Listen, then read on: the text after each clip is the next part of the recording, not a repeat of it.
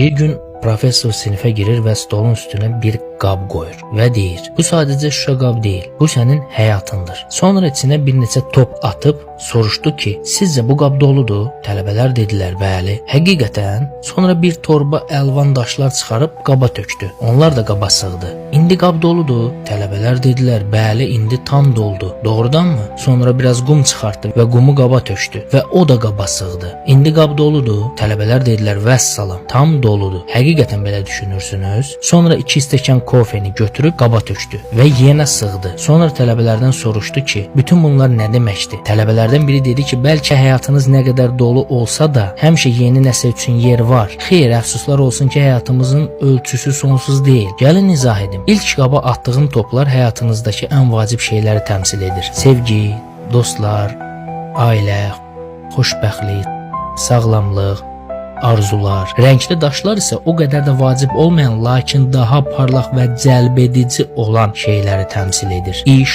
pul, maşın, ev, paltar, əyləncə. Sonda olan qumlar isə əhəmiyyətsiz, lakin hər şeyi udandır. Ən sadə və primitiv ehtiyaclar, ən adi instinktlər, daha çox yemək yemək, tənbəllik etmək, qeybət etmək, həyatımızın böyük bir hissəsini sərf etdiyimiz bütün cəfəngiyatlar. Sonra isə professor tələbələrdən hamısını tərs qaydada etməyə xahiş etdi. Əvvəlcə qum tökməyə, sonra daşları, sonra isə toplar qoymağa çalışın. Tələbələr cəhd etdilər, amma heç kim bacarmadı. Sonra professor dedi ki, görürsünüz, bizim həyatımız belə qurulub. Əgər siz həyatınızı qumla doldursanız, heç vaxt içinə daha vacib olan şeylər qoya bilməyəcəksiniz. İnsanların həyatda ən çox etdiyi səhv nədir? Ən kiçik və mənasız şeylərdən başlayaraq həyatlarını doldururlar. Ən vacib şeyləri xatırladıqda isə artıq çox gec olur. Həyatınızı, dəyərli vaxtınızı boş yerə sərf edə bilərsiniz. Televizora baxmaq və ya gecə-gündüz kompüter monitoru qarşısında keçirmək, telefonda zamanınızı öldürmək və s. Maraqlı olan odur ki, həyatınız hər iki halda həqiqətən dolu olacaq. Amma nə ilə dolu olacaq? Onu həqiqətən vacib bir şeylə doldurmaq üçün yeriniz qalacaqmı? Buna görə də həmişə ən əsasdan başlayın. Həyatınızı ən dəyərli, ən vacib şeylərlə doldurun və yalnız bundan sonra o birilərə keçin. Sonda tələbələr soruşdular, bəs qəhvə nə demək idi? Professor dedi, həyatınız nə qədər dolu olsa da, nə qədər məşğul olsanız da,